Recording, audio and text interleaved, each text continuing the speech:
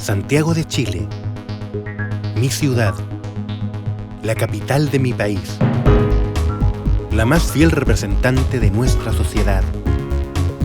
Una sociedad que parece ser desarrollada, tecnológica y moderna. Una sociedad que creemos va creciendo siempre en pos del bien humano. Una sociedad donde todo parece lógico, donde todo parece estar bien. El mundo en que nos enseñaron a creer.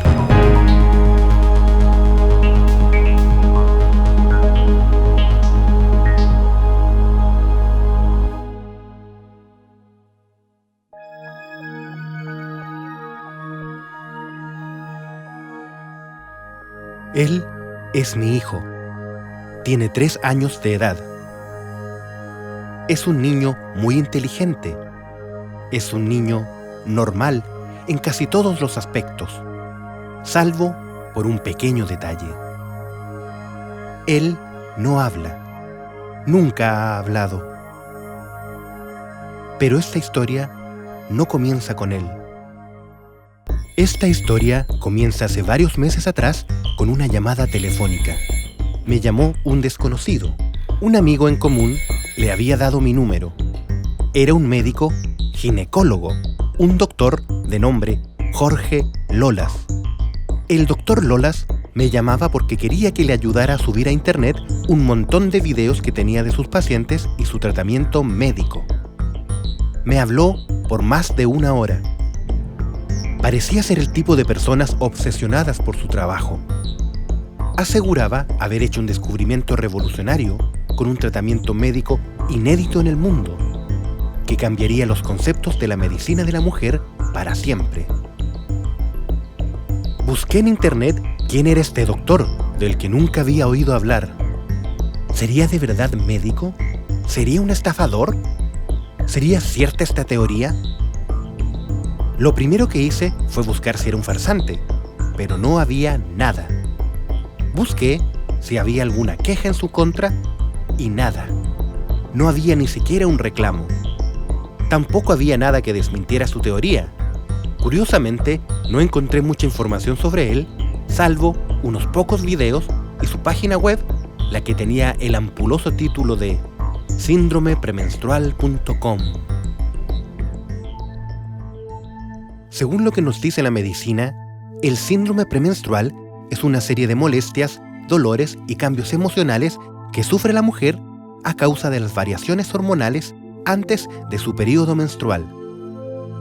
Sin embargo, según el Dr. Lolas, el síndrome premenstrual es causado por problemas inflamatorios e infecciosos en el cuello del útero. Él aseguraba que, al curar estas inflamaciones, curaba el síndrome premenstrual para siempre. ¿Así de simple? Si fuese así, sería una verdadera revolución para la medicina.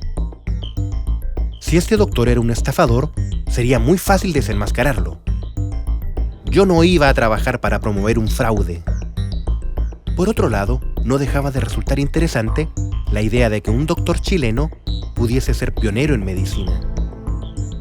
¿Sería verdad tanta maravilla? ¿Aceptaría este doctor que yo lo entrevistara en cámara?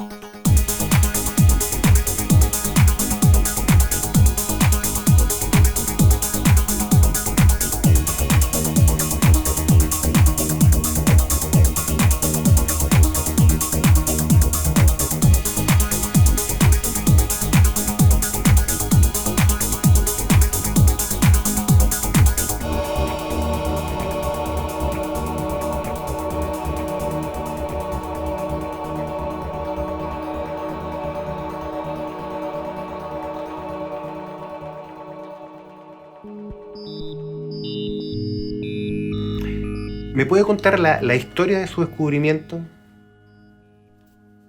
El descubrimiento se produjo cuando yo realmente me empecé a preocupar de tratar todas estas lesiones inflamatorias del cuello del útero. Y habiendo hecho cursos especializados de microscopía, colposcopía, citopatología, microbiología, me fui dando cuenta que había muchas lesiones en el cuello del útero, además de las precancerosas y cancerosas, que servían, digamos, para detectar inflamaciones, que eran sumamente frecuentes en las mujeres, pero que en general, a nivel mundial, prácticamente no se las han tomado mucho en cuenta. Y aplicando las mismas técnicas para tratar lesiones precancerosas, empecé a tratar las lesiones inflamatorias.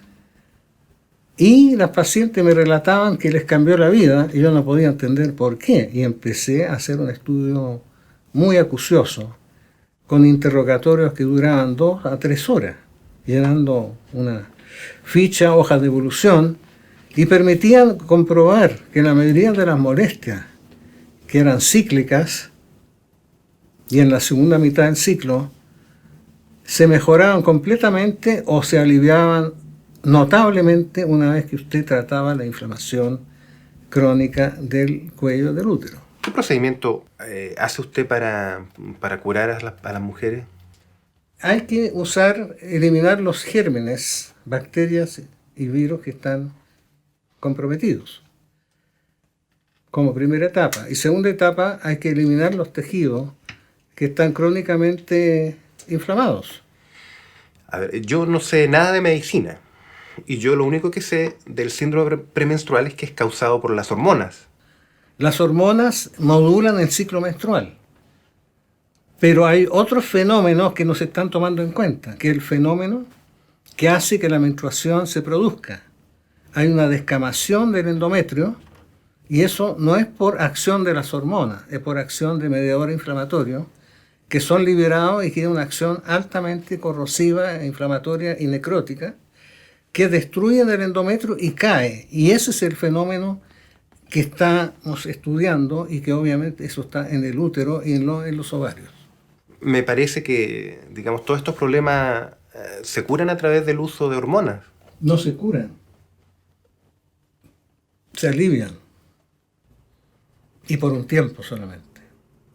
Porque muchas de las pacientes que atiendo han probado las hormonas, se han aliviado por un tiempo, después de cierta cantidad de meses o años, ya es inefectivo. Doctor, según su libro, acá hay un montón de síntomas que le aparecen a la mujer. Y no solo según mi libro, según todo lo que se ha escrito a nivel mundial sobre el síndrome. ¿Pero qué tiene que ver, digamos, el cuello del útero con la psiquis de la mujer? Mire, para que usted lo entienda, yo tendría que hacerle un curso bastante largo, porque ni los médicos lo entienden. El cuello del útero es la parte del computador del útero, que tiene que ver con muchos otros fenómenos que aún no se han estudiado.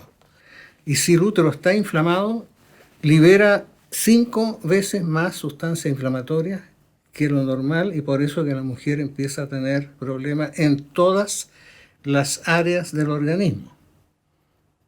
Y muchas de estas mujeres terminan en psiquiatría. Por ejemplo, la mujer tiene dolor de cabeza.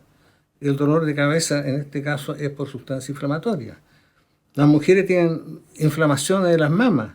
Y la inflamación de la mama no es un fenómeno hormonal, es un fenómeno inflamatorio. Hay dolores abdominales en el bajo vientre. Eso no es un fenómeno hormonal, es un fenómeno inflamatorio. La retención de líquido tampoco es un fenómeno hormonal, sino que es un fenómeno inflamatorio. O sea que al final estamos viendo que esta es una enfermedad inflamatoria sistémica. Su libro aparece con el patrocinio de la Sociedad Científica de Chile, con fecha de 1994. Y este libro fue editado en el 95. Son muchos años hasta ahora. ¿Por qué no ha tenido mayor repercusión? ¿Por qué cree usted? ¿Qué dicen los colegas de su teoría? Desconocen la verdad. Entonces, si comentan algo, es en base a desconocimiento. Porque cuando me dicen, bueno, ¿qué dicen sus pares? Yo le digo, no hay pares aquí. Pares serían aquellos que han hecho estudios al mismo nivel que uno está haciendo sobre el tema. Yo tengo registros en video desde hace más de 30 años. ¿Y por qué lo he hecho? Porque yo pensé que mostrando videos del antes y el después iba a ganar la pelea. Pero resulta que estos videos no tienen nadie interés en venir a verlos. Y tengo 1.600 o 2.000 horas de videos que vengo haciendo desde el año 82. Si usted está haciendo este tratamiento y usted está obteniendo estos resultados, ¿por qué todos los demás médicos están haciendo otro tratamiento con otros resultados? Bueno, es muy fácil recetar píldoras, pero muy difícil hacer tratamientos tan acuciosos y complejos como este. Yo me acuerdo que años atrás uno de los líderes de opinión de la especialidad, que es un maestro de la ginecología obstetricia latinoamericana, leyó mi libro y lo encontró muy acertado lo que yo me estaba planteando. Pero me dijo, mira, esto hay que demostrarlo.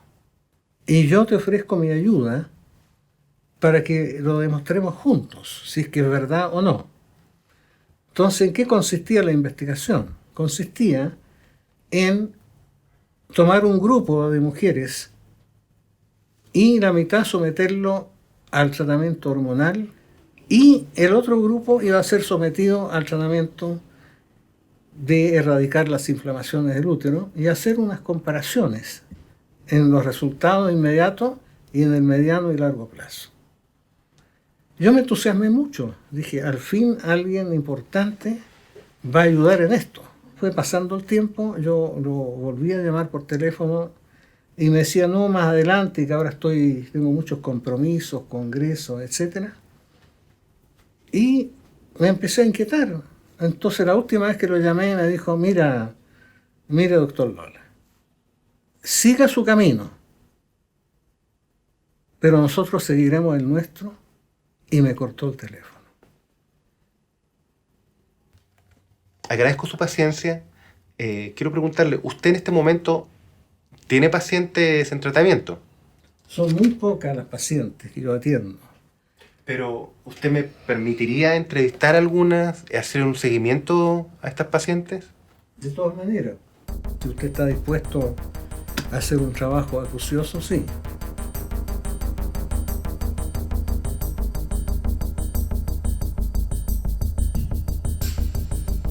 La teoría del Dr. Lolas tenía lógica, sonaba coherente, pero la idea de una conspiración de los demás médicos en su contra me parecía francamente ridícula. No podía imaginarme que los demás médicos no buscaran la cura de sus pacientes.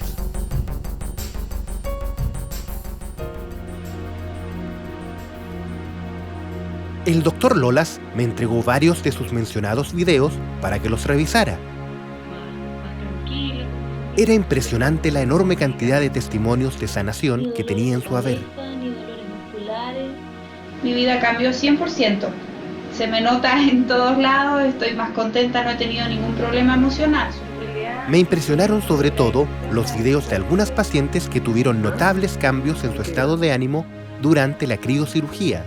Por ejemplo, en esta paciente pude ver cómo todas sus molestias desaparecían al congelar el útero. Me volvió el ánimo, me puedo mover, me puedo reír. Pero lo sorprendente es que al descongelar el útero, sus síntomas volvían a aparecer. Esto parecía confirmar que se trataba realmente de un trastorno uterino, ya que, increíblemente, al volver a congelar, la paciente nuevamente volvía a sentir un bienestar inmediato. Se me quitaron los ganas de llorar. En pocos segundos. Sí. En muy pocos segundos me quitaron la ganas. Pero, por muy impresionantes que fuesen estos videos, yo debía hacer mi propia investigación y elegir yo a quién entrevistar.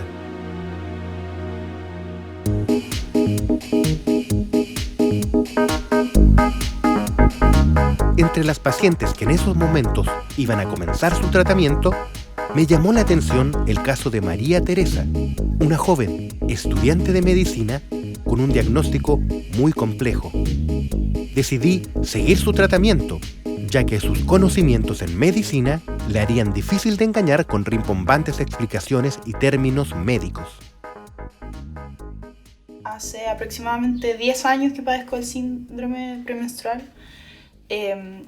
comenzó luego de 2 años de iniciado mi periodo las manifestaciones más difíciles del síndrome, que es el llamado desorden disfórico premenstrual. Y todos estos síntomas se confundían con los síntomas propios de la adolescencia, por decirlo así.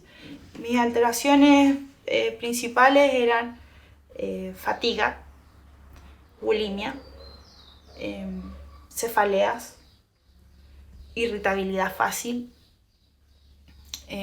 depresiones, pérdida de la concentración, ojeras, palidez, secreciones vaginales de mal olor, periodos menstruales que duraban 7-8 días, cuando lo normal son 2 a 3 días, no más de 5, dismenorrea, dolores al tener mi periodo, dolor articular, de rodillas principalmente, mi colon irritado que es mi gran compañero. Cuando comencé mis primeros síntomas, consulté en el consultorio de mi comuna, me atendió un médico general y él lo atribuyó a depresión. Me administraron por aproximadamente 6 meses antidepresivos. Luego estuve con tratamiento con otro médico general, me dio nuevamente antidepresivos, lo atribuyó a depresión. Y esa fue una de las razones por las que me derivaron a terapia cognitiva con la terapeuta ocupacional del consultorio. Ella me dijo que mi personalidad era depresiva, que tenía una personalidad autodestructiva, que nunca me iba a recuperar porque era culpa mía, que yo tenía una familia maravillosa, era buena alumna, era una niña inteligente, era bonita, lo tenía todo para ser feliz, pero sin embargo yo tenía el constante deseo de hacerme daño. Cuando tienes 15 años y te dicen una cosa así, tú realmente no sabes cómo reaccionar, no sabes cómo tomártelo y crees que en el fondo es tu culpa.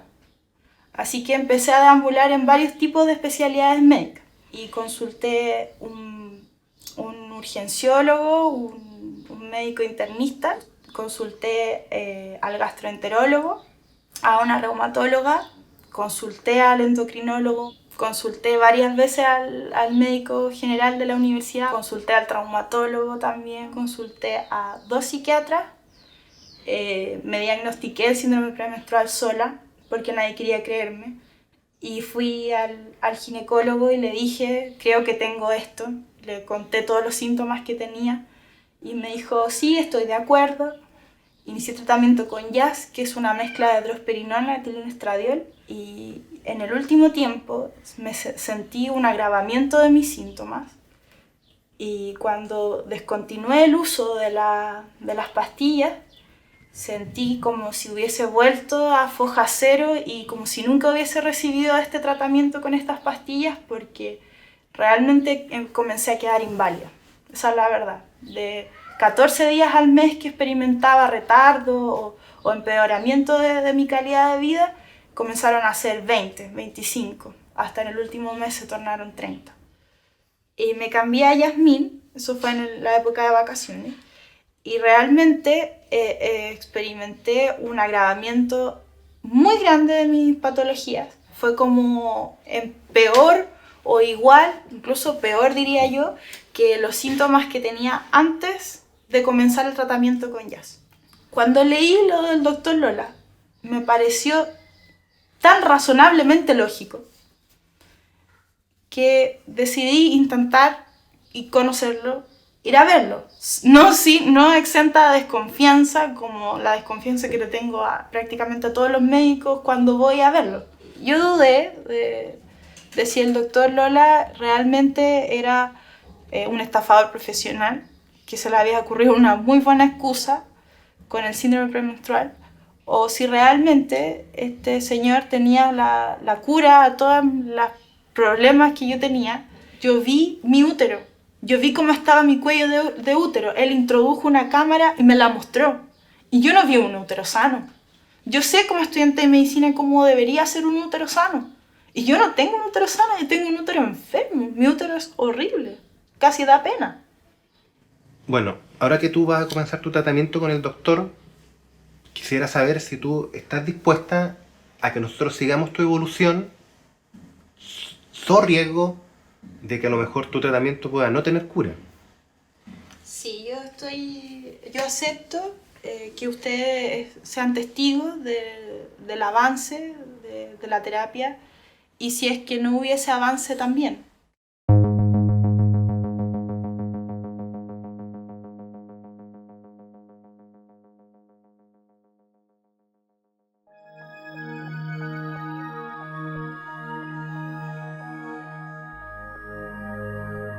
Mi hijo, a sus 3 años de edad, ya debería estar hablando, o por lo menos decir frases simples. Solo dice monosílabos y disílabos. Nunca ha dicho ninguna palabra. Nunca me ha dicho papá. Demuestra gran comprensión del mundo que lo rodea y comunica sin palabras todo lo que necesita. Hemos visto muchos pediatras. Ninguno le da importancia. Nos dicen que es más importante que el niño entienda y no que hable. Le insistimos al último pediatra. Nos manda a hacer exámenes auditivos. Podría ser que no hable porque no escucha. Hay casos en que los niños tienen líquido en el oído y en cuanto se les extrae ese líquido, los niños comienzan a hablar. ¿Será un problema auditivo?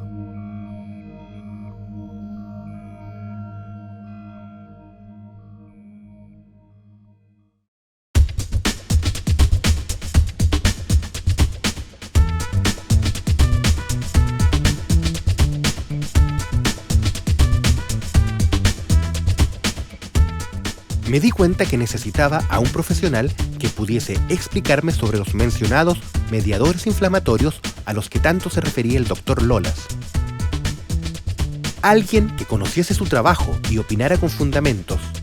¿Qué mejor que el profesor Luis Valladares, profesor titular de Bioquímica del Instituto de Nutrición y Tecnología de los Alimentos? El trabajo del Dr. Lolas y su teoría se basa principalmente en estas sustancias inflamatorias que genera el cuerpo. ¿Me podría explicar de qué se trata esto? El sistema inflamatorio tiene que ver con el sistema inmunológico propiamente tal, es decir, cuando hay una sustancia extraña para el organismo reacciona atacando esa sustancia extraña. Y eso es el proceso inflamatorio. Existe en el organismo un ácido graso, es decir, una sustancia que nosotros la consumimos en nuestro alimento y que se deposita en las paredes de las células, y que es el ácido araquidónico. Y ese araquidónico se va a transformar en tromboxano, leucotrienio, prostaglandina, que son necesarias. Si usted no tiene ácido araquidónico, no puede tener esas sustancias que lo protegen. Y por eso se llaman ácidos grasos esenciales. La teoría del Dr. Lolas dice que la expresión del síndrome premenstrual es consecuencia de la respuesta inflamatoria, es decir, porque en el útero ha ocurrido un daño que no sería producto de la variación de hormonas, sino que es producto de bacterias o un daño como producto de lo que yo le presentaba de respuesta inflamatoria. Podría ser que el efecto localizado en el útero tenga una manifestación generalizada, o puede ser una manifestación psicológica que produzca un daño específico. Las dos cosas pueden ocurrir. Por lo tanto, la teoría del Dr. Lolas tiene un aval científico, podría ser. Yo le puedo medir a usted sustancias inflamatorias, que si yo le demuestro antes y después del tratamiento deberían modificarse. El Dr. Lolas no lo tiene hasta ahora. ¿Esos estudios son caros, son engorrosos de hacer? ¿Cuál es la razón que piensa usted que no lo ha hecho? Son caros. Aproximadamente un kit vale 600, 700 mil pesos para 100 muestras. Si usted hace 100 muestras, el costo es bastante bajo. Pero si usted me pasa una muestra, que vale 600, sube mucho. O sea, solamente se podría hacer a través de un gran estudio financiado por alguna institución. Exactamente, que es lo que habitualmente uno hace en los proyectos. Usted ha tocado un punto que es fundamental dentro del sistema, es decir, la teoría del Dr. Lolas y una hipótesis que él la ha visto contrastada en su consulta, necesita ser respaldada por un estudio. Y ese estudio debe tener financiamiento. El Dr. Lolas asegura tener un resultado del 80%, que por lo que yo he averiguado, en medicina es bastante alto. Demasiado alto. ¿Sí? Es altísimo. O sea, los resultados del doctor Lenenzo son espectaculares, un 80% muy alto. A mí me cabe una duda, porque si tuviese realmente un 80% de éxito, su tratamiento no debería tener muy interesado a todos los demás ginecólogos. La comunidad médica, como todas las comunidades, son un poco a veces cerradas. Yo creo que las teorías actuales con la teoría del doctor Lola no son incompatibles. Pero ¿cómo es posible entonces que un trabajo así no tenga más difusión? Porque él tiene que enviarlos a publicar. Si él no lo envía a publicar, es una triste realidad en nuestra. Si yo no doy a conocer mis resultados, el mundo no los conoce y por lo tanto no puede pronunciarse.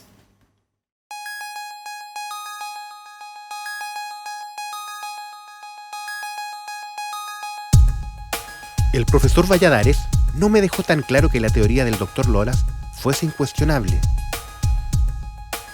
Era extraño para mí estar investigando un tema que me resultaba tan distante y desconocido, porque la verdad, los hombres no sabemos nada de estas cosas. Fui a ver a una paciente del doctor que ya estaba en tratamiento, la ingeniero Paola Olivares. Mira, yo más o menos, cuando me llegó mi primera regla, empecé con un acné muy fuerte. Se suponía que era un tema hormonal, entonces empecé a tomar hormonas y después continué con los anticonceptivos como de los 18 en adelante y ahí no paré y nunca tuve un problema. O sea, yo me sentía súper bien con las hormonas. Mi problema partió cuando dejé de tomar las hormonas. O sea, hace 1 año y medio atrás, nos casamos con Diego y todo, pololeamos como 5 años. Y dijimos, ya, pues tenemos que tener una guagua. Y ahí empezó mi calvario durante 1 año.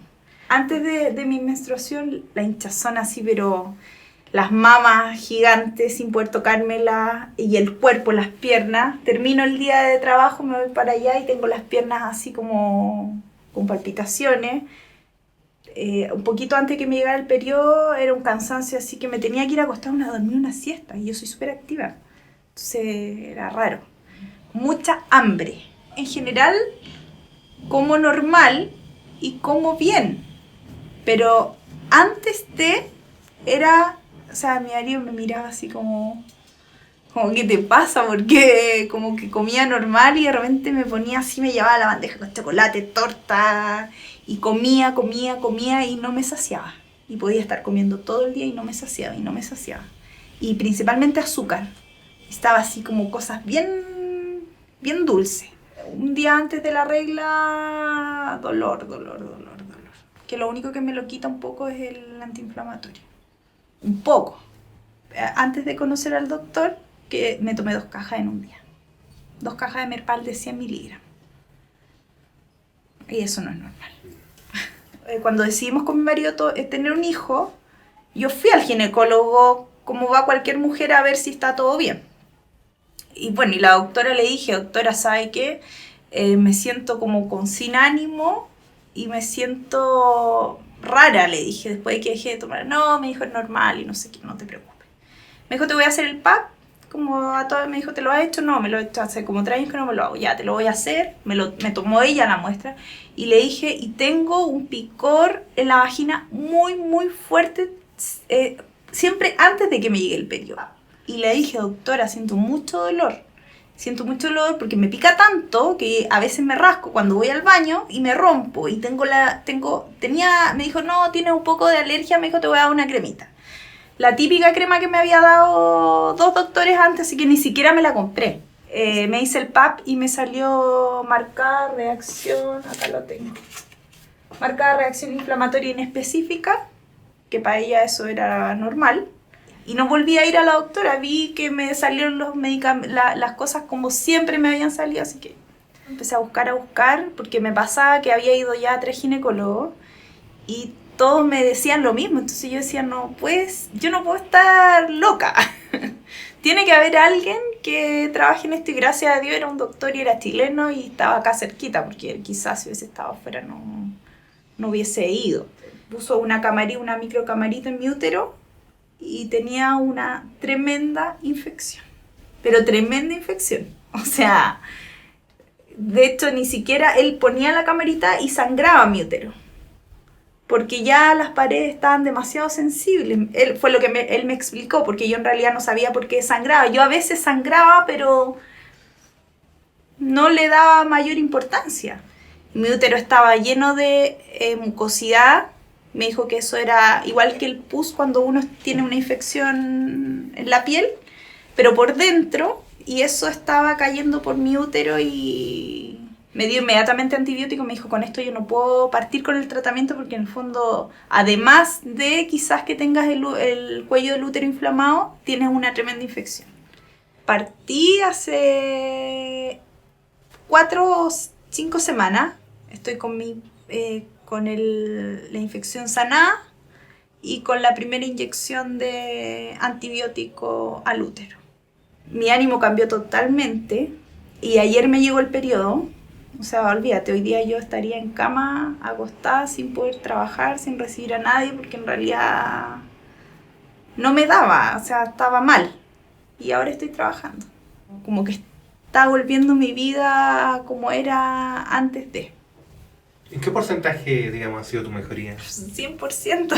¿Sí? De verdad, fue así como... O sea, es que a lo que tenía yo hasta esto que tengo ahora, porque ahora tengo un leve como malestar en los ovarios, lo puedo soportar. ¿Te fijáis? Es como ya a lo que tenía era que me invalidaba, eso no es normal. Nadie puede vivir invalidada 2 veces al mes por un síndrome premenstrual. O sea, ya me siento curada.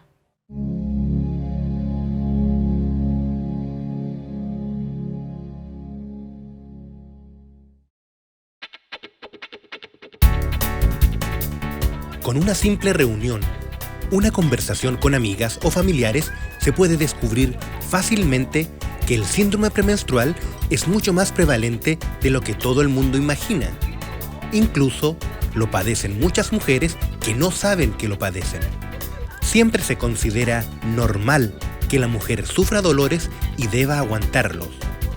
Me duele la cabeza. Generalmente ese es como el síntoma más persistente y más... Ahora me dura 5 días, pero yo menstruaba 18 días, paraba 5 y volvía a menstruar. Me hicieron una histerectomía en el año 2007. Después que me operaron, bajaron paulatinamente todos esos síntomas que tenía con el periodo. Según me dicen los demás, me pongo de muy mal humor, muy mal humor. Si el doctor Lolas tenía razón y resultaba ser una enfermedad inflamatoria crónica que se expandía por la sangre a todo el cuerpo, explicaría el origen de todos los llamados achaques de mujeres. Esta inflamación no solo causaría los consabidos síntomas del ciclo, dolor de cabeza, dolor corporal, cólicos, decaimiento, mal humor. También podríamos asociarlo a otros padecimientos más graves como la depresión posparto, la depresión crónica, el sobrepeso, la retención de líquido, problemas con el cabello y problemas dérmicos como el acné y principalmente a los problemas de colon irritable. Si vamos más allá, podríamos incluso asociarlo con problemas mayores como la infertilidad, la ninfomanía, la frigidez, problemas psiquiátricos, trastornos alimenticios, problemas metabólicos y alergias. Si lo vemos así, perfectamente podríamos tener millones de personas con diagnósticos equivocados en todo el mundo. Entonces, el síndrome premenstrual sería algo más que solo mujeres que les duele la cabeza.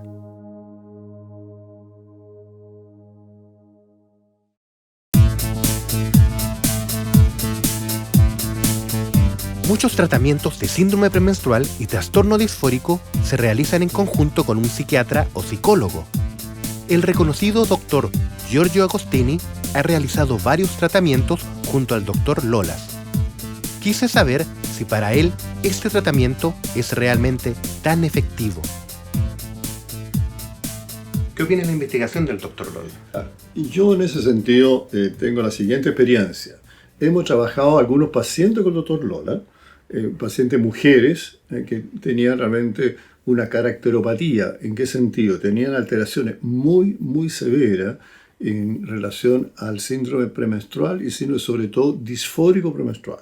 Lo trató el doctor Lola, que hicimos en forma experimental, y la verdad la cosa es que el tratamiento del doctor Lola permitía que estas mujeres realmente le desapareciera este cuadro y tuviera, digamos, eventualmente su periodo menstrual de forma mucho más natural, con mucho menos molestia y sin alteraciones de rasgo de carácter. A ver, pero ¿cómo es posible que, digamos, que el cuello del útero, como nos dice este doctor, puede ocasionar tantos problemas en un ser humano? Muchas de estas cosas tenemos nosotros como enfermedad que se llama psicosomática, o sea que la cosa psicológica provoca alteraciones somáticas, y al revés, somatopsíquica, o sea, donde la alteración somática produce alteraciones psicológicas. Por ejemplo, una cosa muy simple, una persona que tiene un tremendo dolor de muela se va a poner irritable, se va a poner mal genio, y uno no puede decir que esa persona caracterológicamente sea mal genio. ¿Y usted por qué está convencido de lo que dice el doctor Lola? Yo trabajo con evidencia. O sea, si usted me plantea algo, digo ya, probémoslo. El hombre de ciencia tiene que probar, no puede estar cerrado. Yo tengo pacientes que tienen toda esta caracterología. Entonces, ¿qué es lo que he hecho muchas veces? Lo he enviado a distintos ginecobstetras. Entonces yo digo, entre los dos métodos que se están usando hoy día, este es más efectivo que el otro. Porque esto realmente tranquiliza a la persona y le cambia la sintomatología. Lo otro, en cambio, es una cosa como que le disminuye la intensidad, pero no le desaparece la sintomatología. Yo veo que ante el tratamiento, la persona tiene esta característica, somete al tratamiento y esta característica desaparece. Entonces uno dice, hay una relación causa-efecto. En una oportunidad en un congreso, y bueno, aquí, que es donde yo planteé justamente el síndrome disfórico premenstrual y la diferencia con la depresión, y dije, había todos los ginecobstetras que plantearon toda su teoría, inclusive modificaciones que se podía hacer con la fitoterapia. Y al mismo tiempo dije, bueno, me falta aquí la exposición del doctor Lola. Casi me mataron. Me dijeron, ¿cómo se le ocurre nombrarlo? Dije, bueno, porque yo le conozco algunos trabajos, por eso lo estoy nombrando. Digamos. No, eso no olvídense de él. Digamos. Entonces me retaron más encima por haberlo nombrado. Y ahí me di cuenta que es un prejuicio. Que distinto hubiera dicho, mire, nosotros no lo invitamos, nosotros no nos convence su teoría conforme. Pero ser tan drástico, dije, por Dios, esto es una cosa ya casi personal. Pero le pregunté a alguno de ellos, lo que yo le pregunté, ¿tú hiciste la prueba? No. Entonces, ¿por qué opina? No, aquí a mí los trabajos del doctor Lola no me convencen. Pero tampoco experimentan. A mí no sé, una teoría puede decir, no me convence, pero igual le voy a hacer la prueba. ¿Cómo sé que si no? Y ahí es donde yo he visto, por lo menos con lo que yo he conversado, no han experimentado esto que le digo yo. Prueben lo que dice el doctor Lola. No, de antemano. Y eso no es ser hombre de ciencia, eso. El hombre de ciencia se abre. ¿Pero por qué?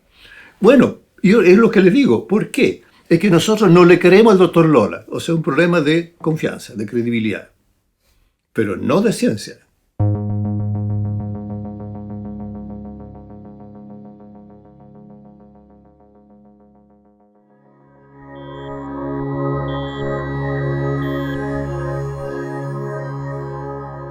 No encuentro en internet un caso como el de mi hijo.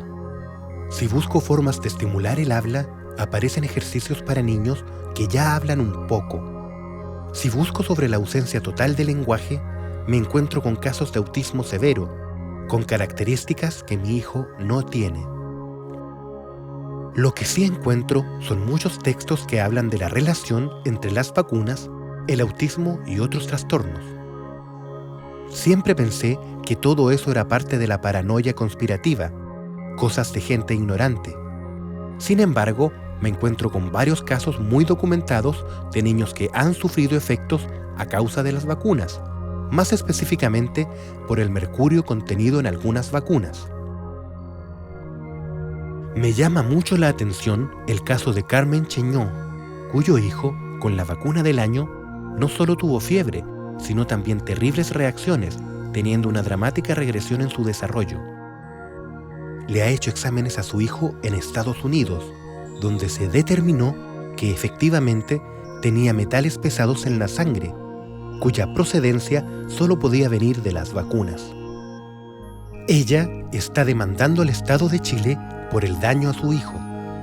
Aquí la vemos en Génova presentando frente al Programa de las Naciones Unidas para el Medio Ambiente un informe con más de 100 estudios que establecen una relación directa entre el mercurio de las vacunas y el autismo.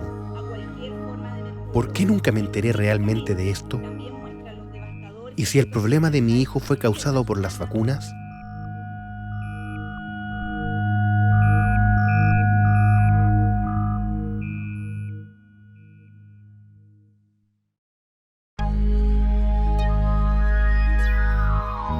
Para mí, el Dr. Lolas era un médico desconocido, pero sorprendentemente, durante los años de la edición de su libro, el Dr. Lolas tuvo mucha exposición mediática.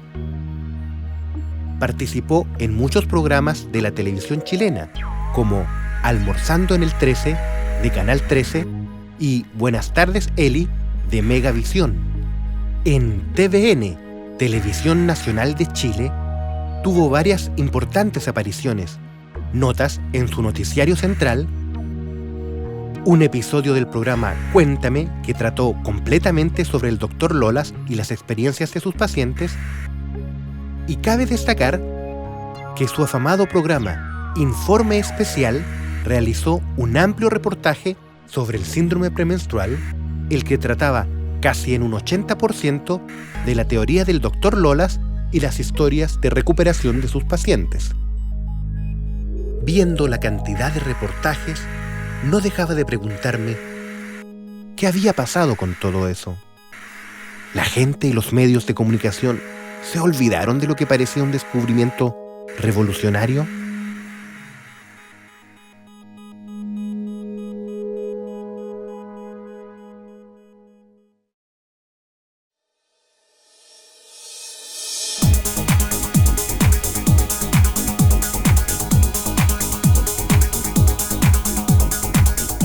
Necesitaba ver más pacientes, buscar dónde estaba el error del doctor. Fui a conversar con una paciente recuperada, Verónica Pardo, y su esposo, Keith Messi. Cuéntame de tus manifestaciones, ¿qué cosa te pasaba a ti? Cuéntame de tu... Bueno, yo me ponía irritable, todo me molestaba. Si él me miraba mal, si la Cata gritaba mucho, todo me descomponía mucho, ¿no? Y el cambio anímico era, podía estar riendo ahora y después era como un switch, ¿no? Tenía periodos muy fuertes, dolorosos también. También me ponía muy depresiva, y yo nunca fui así, yo era una persona súper animada. Después que nació mi hija, yo me empecé a dar cuenta que al principio era como una semana antes del periodo, después pasó el tiempo y eran 2 semanas antes del periodo, y después me di cuenta que era cuando empezaba a ovular. Cuando empezaba a ovular me empezaba a poner súper rara y era como creciente esto. Y después que llegaba el periodo pasaban unos días y me ponía, era una semana como luna de miel que le decía yo, que era súper rico, que yo quería tener más hijos, que todo quería en esa semana. Y cada día era creciente, ¿no? Era como pasar la primera semana y de la segunda semana era mucho más fuerte, la tercera semana era un volcán. Y después venía el periodo, 2 días después estaba como una seda. Pero, ¿y tú qué pensabas que te pasaba? Yo pensaba que estaba loca. Yo pensaba que estaba loca. Yo le decía que si estoy loca, le decía, yo creo que estoy loca. Y él decía que no. Te preocupes. I was preoccupied, worried, because Veronica had mood swings that were very extreme. She was also worried that she might do harm to herself or to our daughter Catalina or to me. Just wanted to find a way to help my wife. Well, Veronica had maybe a particular set of circumstances in that we had moved to the UK for 3 years. She was maybe somewhat isolated from friends and family here. Part of the reason that we moved back to Chile was for work. The economic situation in Chile was better, but also so that Veronica could be back in her country, in her culture, and find maybe another approach here. Eso fue, por ejemplo, lo extraño, que yo pensé que cuando estuviese acá iba a ser todo como diferente, porque yo estaba en mi país, estaba con mi familia, estaba con mis amigos, estaba en mi mundo en cierto modo. Y las cosas eran iguales, no cambiaban. Keith me dijo, me da la sensación que algo te envenena, me dijo. Es que es tan cambiante la situación, es muy raro. Bueno, un día yo estaba con un ataque de pánico súper fuerte y llamé a una amiga que es psicóloga. Y ella me dijo, Vera, me dijo, ¿no tendrás síndrome premenstrual? Y yo le dije, ¿qué es eso? Porque yo no tenía idea de lo que era. Me fui a internet y busqué síndrome premenstrual y encontré al Dr. Lola y empecé a leer, y una de las cosas que dice en internet dice, son toxinas que envenenan la sangre. Y justo era lo que Keith me había dicho, es algo que te envenena. Y yo dije, Esto es. Y después leí otra parte que decía, generalmente le da a mujeres que tienen partos como complicados, ¿no? Como traumáticos, dice, y uso de force. Y yo tuve un parto traumático y un parto con force. Y ahí el doctor me hizo toda una entrevista donde me preguntó, ¿tiene esto? Y yo, sí, tiene esto, sí, tiene esto, sí. Y después me chequeó y, bueno, ahí me mostró por primera vez, yo nunca me había visto mis partes interiores en realidad, o sea, adentro, porque siempre todos te revisan, pero tú nunca ves nada. Y él con esa pantalla y todo, tú puedes ver todo y él te va explicando. Y me dijo, bueno, yo lo único que veía era una masa como casi morada, no se veía nada más. Y yo así, ¿qué es eso? Bueno, ese es tu cuello, me dijo. No se ve tu cervix, nada, me dijo, porque está muy inflamado. Y yo le dije, ¿yo tengo síndrome? Me dijo, tú no tienes síndrome, tú tienes otra cosa que es severa, que es un síndrome premenstrual severo, que se llama trastorno disfórico premenstrual. Tuve un cambio anímico al tiro con la primera inyección. Y con la segunda también, la tercera, hasta la cuarta notamos un cambio súper fuerte. Y ya después los cambios eran muy sutiles, pero igual habían cambios y me mantenía en el tiempo, ¿no? Y después cuando me operé, bueno, el cambio fue más o menos fuerte, ¿no? Después de la operación, porque de hecho Keith estaba de viaje y cuando llegó yo estaba en cama, yo estaba con mi mamá y la Cata y él llegó y me dijo, volvió mi bebé, porque era yo de nuevo, en realidad fue un cambio así como un switch, ¿no? Que me dejaron el switch arriba y como ahí quédese. Y yo después de un mes tuve como una recaída, ¿no? Me sentí muy mal el día antes del periodo, mucho pánico, no quería quedarme solo, tenía miedo, qué sé.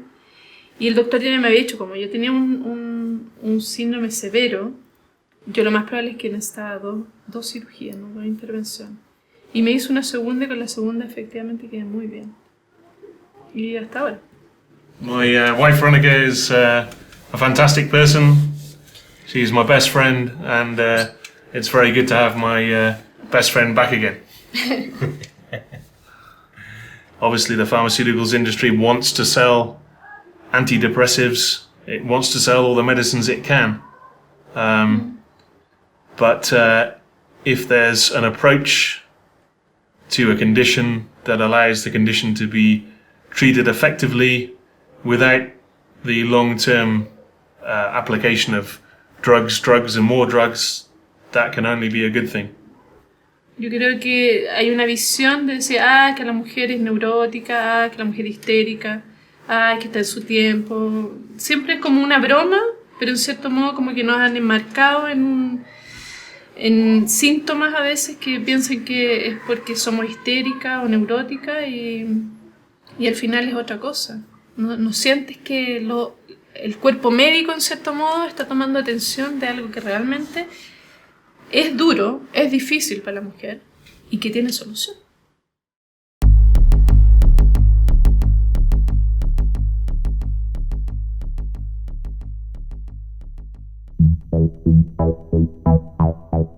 Ya era tiempo de contrastar la información con otros ginecólogos. Pensé que sería muy fácil llamar a algún connotado doctor, coordinar una entrevista y analizar juntos los postulados del doctor Lolas. Lo que empezó a pasar me resultó tan insólito que decidí registrarlo, o nadie me creería. Llamé al doctor Victor Pearl, ginecólogo, endocrinólogo, con muchas publicaciones en diarios, revistas e internet, con libros tales como El libro de la mujer o Esclavas de las hormonas, en el que obviamente atribuye todo el problema premenstrual a las hormonas. Era el hombre indicado para debatir. Le hice un breve llamado, le escribí un correo electrónico, pero no obtuve respuesta, así que decidí volver a llamarlo.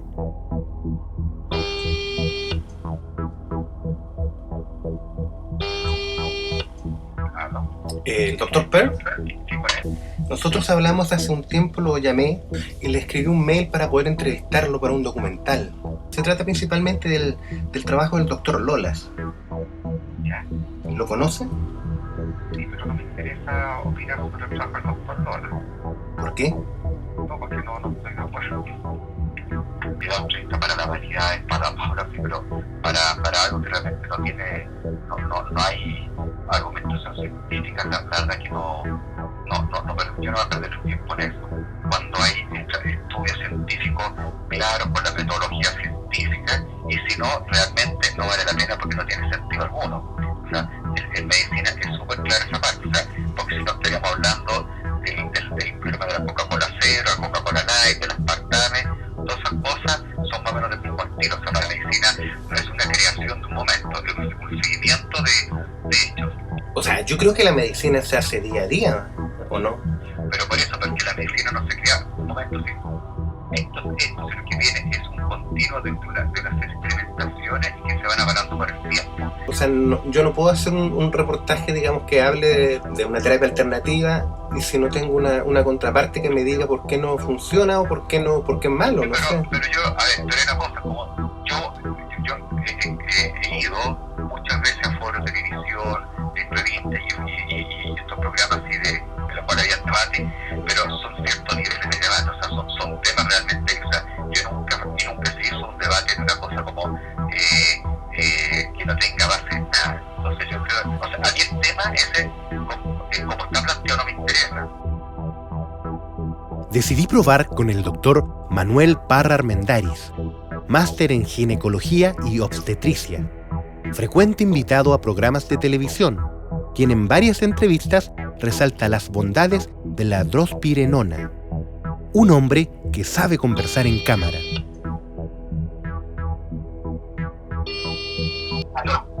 Aló, buenas tardes, con el doctor Parra Armendáriz. Sí, con él, ¿con quién hablo yo? Mire, mi nombre es Patricio Quintana, soy realizador audiovisual. Le quería solicitar una entrevista. Mire, es esencialmente para consultarle sobre el trabajo de un médico que conocí. No sé si ubica el trabajo del doctor Jorge Lolas. Ah, del síndrome premenstrual. Sí. Sí, bueno, ese es un tema bien complejo desde el punto de vista de la medicina, porque es un tema que está bien, difícil de opinar sobre un colega. Es difícil hablar del tema. Yo puedo hablar del síndrome menstrual, Ya. pero desde mi punto de vista yo no voy a opinar respecto a otros colegas.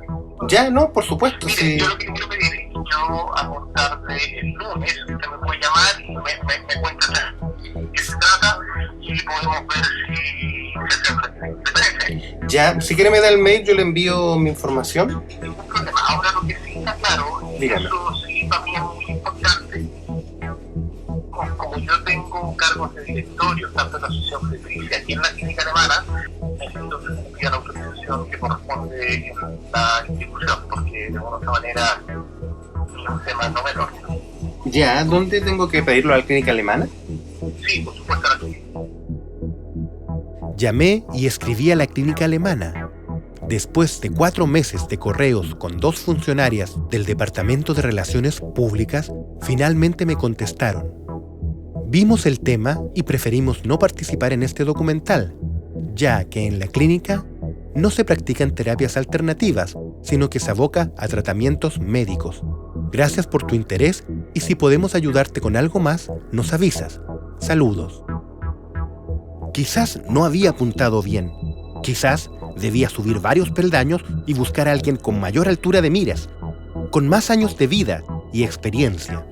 ¿Qué mejor que el jefe de programa de ginecología y obstetricia del Campus Oriente de la Facultad de Medicina de la Universidad de Chile? Uno de los denominados líderes de opinión de la profesión, el doctor Ítalo Campodónico.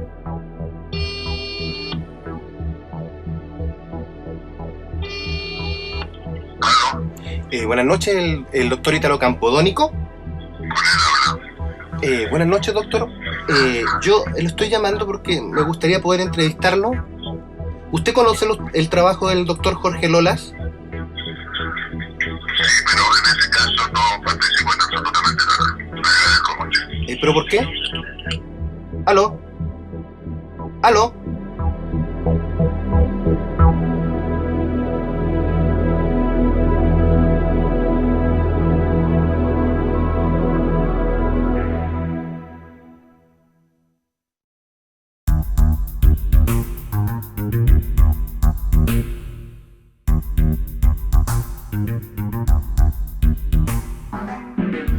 Si ningún ginecólogo quería hablar conmigo, ¿por qué no recurrir a un médico cercano? El doctor de mi familia, el médico colombiano, geriatra y médico general, el doctor Germán Cruz. ¿Qué opina usted de la investigación del doctor Lolas? ¿Qué opina del tratamiento que realiza? Esta visión que tiene el doctor Lolas de tratamiento premenstrual es interesante debido a su visión multifactorial y multidisciplinaria. Hemos olvidado que el cuerpo es un todo. El cuello uterino es parte de ese todo. ¿Por qué? Porque tiene múltiples funciones. No solamente una función reproductiva, tiene una función endocrinológica, tiene una función defensiva, tiene una función de regulación. En ese sentido parece ser, lo que propone el doctor Jorge Lolas, parece ser una visión bastante moderna de la medicina. Yo diría que no. Ya. Porque lo moderno está metido en las computadoras, en no hablar a la gente, no enseñarle, y dedicarnos únicamente a los estudios. El arte de la medicina se está perdiendo actualmente. Ser médico es una profesión que tiene un arte. Es un arte que es el arte de entender, de analizar, de aliviar y muy poco de curar. Son pocos los médicos que escuchan a sus pacientes y nulos los médicos que enseñan a sus pacientes, porque no tienen el tiempo. No puedo criticar, pero en mi práctica que he tenido en los 6 años que estoy aquí en Chile, me ha llamado la atención el hecho de que la gente me pregunta, pero yo no sé esto. Le dije, pero desde que ustedes tienen su enfermedad ha ido a muchos médicos. Sí, pero no muchos me hablan. ¿Por qué los médicos recetan tanto fármaco? Porque es la idiosincrasia de que cuando se va al médico tengo que salir con un medicamento. Y entonces, entre más medicamentos, el doctor es mejor. Por ejemplo, si salgo sin una receta y el doctor me ha hablado, entonces no me dio ninguna medicación, no vuelvo. ¿Usted sabe cuántos medicamentos puede llegar a tomar una paciente con síndrome premenstrual? Es una polifarmacia. Parece ser que una mujer con síndrome premenstrual es una máquina de hacer dinero por la cantidad de consultas que requiere y por la cantidad de fármacos que consume. La medicina es un negocio. Es un gran negocio en todo el mundo. Y el negocio más grande, el negocio farmacéutico. El negocio farmacéutico en el cual hay una inversión supremamente grande en investigación, tiene una serie de pasos para poder lanzar a un medicamento al consumo masivo entre las personas. Y el costo es muy alto. Que si es una máquina de hacer dinero, sí, pero no precisamente para el médico. ¿No es obligación de un médico tratar de curar a sus pacientes? Es que no siempre se puede curar. Pero usted como geriatra, si descubriese que hay otro médico que está realizando una cura del Alzheimer, por ejemplo, me imagino que lo lógico sería aplicarla, ¿o no? Sí, por supuesto que sí. Y si me pudiera comunicar directamente con el promotor de esta nueva técnica, lo haría. Y me enteraría y vería cuáles son los pros y contras. ¿La medicina ha perdido su humanidad? Ha perdido el tiempo para continuar siendo humana. Porque ya no tenemos el tiempo de hablar con nuestros pacientes. ¿Y cómo lo podemos recuperar?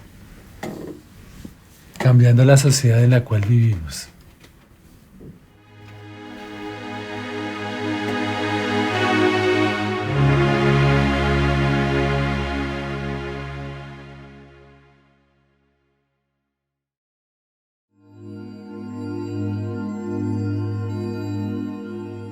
Mi hijo pasa por un otorrinolaringólogo. No descubre nada. Exámenes de audiometría, potenciales auditivos evocados, impedanciometría, y los resultados indican que escucha. Le hacemos una tomografía del cerebro. Tampoco se encuentra nada.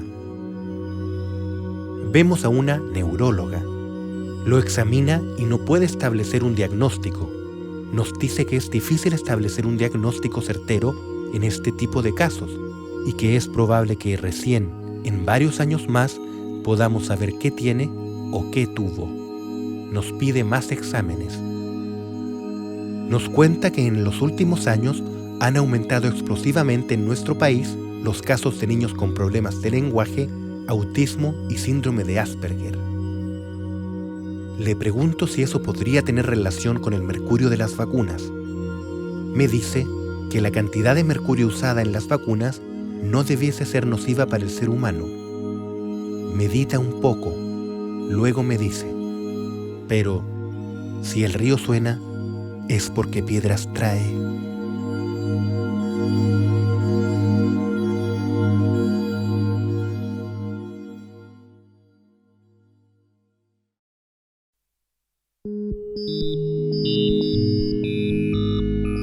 Cualquiera pensaría que frente a un gran descubrimiento, toda la comunidad médica saldría a investigar, apoyar y difundir. Sin embargo, la historia nos dice que no siempre ha sido así. Por ejemplo, en el siglo XIX tenemos el caso del doctor húngaro Ignác Semmelweis. Cuando Semmelweis trabajaba de ayudante en la maternidad de Viena, observó que existía una gran diferencia en la tasa de mortalidad de las mujeres entre las dos salas de parto que se disponía. La primera sala en la que trabajaba tenía una alarmante tasa de mortalidad cercana al 20%, mientras la segunda tenía solo un 3%.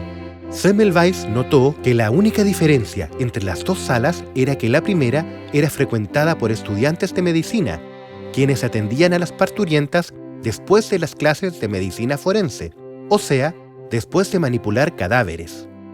Intuyó que algo se transportaba en las manos de los estudiantes. Puso un lavamanos en la entrada de la primera sala para que los estudiantes se lavaran las manos. ¿Qué creen que pasó? Se equivocan. Pasó que Semmelweis fue expulsado. Al doctor a cargo le pareció una medida ilógica y ridícula, y que eso no causaba nada, y le prohibió poner el lavamanos. Discutieron y Semmelweis fue despedido. Después de mucho pasar, pudo poner el lavamanos, pero en la segunda sala, y con esa simple medida, la mortalidad de esa sala descendió a la mitad. Desarrolló los primeros conceptos de asepsia, pero sus postulados fueron ignorados, refutados y combatidos por la comunidad médica. Se enfrascó durante toda su vida en una guerra con sus colegas. A pesar de sus investigaciones y de publicar un libro, murió solo, desacreditado y loco, y sus conceptos solo volvieron al concierto médico gracias a las investigaciones de Louis Pasteur. También tenemos el controvertido e interesante caso del científico norteamericano Royal Rife, quien en 1931 inventó el denominado microscopio universal, un microscopio con un aumento que ni siquiera hoy ha podido ser igualado. Como este microscopio funcionaba con electromagnetismo y podía distinguir claramente virus y bacterias, Rife observó cómo diferentes frecuencias podían afectar y destruir a cada virus y bacteria, con lo que desarrolló una máquina con la que aseguraba curaría todas las enfermedades, incluso el cáncer. Consta que en 1934 la Universidad del Sur de California le entregó pacientes de cáncer terminal del Hospital de Pasadena para su tratamiento. Luego de 90 días, el 85% de los pacientes habían sido completamente sanados y, con algunas modificaciones en el tratamiento, posteriormente se sanaron todos. A diferencia de Semmelweis, Rife sí tuvo el reconocimiento de sus pares en un primer momento. De hecho, aquí podemos ver una cena en su honor que le brindaron los más connotados médicos de la época, cena que tuvo el decidor título de El fin de todas las enfermedades. La historia dice que sus colegas se dieron cuenta de que estos inventos amenazaban sus trabajos y comenzaron a abandonarlo y combatirlo. El negocio de la salud quiso comprar la patente de su invento, pero Rife lo rechazó, por lo que fue perseguido. Sufrió robos, problemas económicos, arrestos y el incendio de su laboratorio. Al llegar los años 50, el interés por sus investigaciones decayó y fue olvidado. Royal Rife terminó su vida solo, pobre, alcohólico y drogadicto. Se dice que actualmente no existe la información suficiente como para reconstruir sus instrumentos.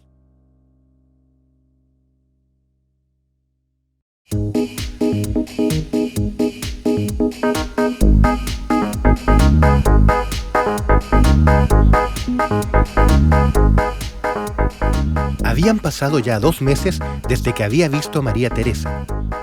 El doctor Lolas me reafirmó lo complicado de su caso, que era muy incierto el resultado que podía tener con ella. ¿Tendría algún avance en su salud?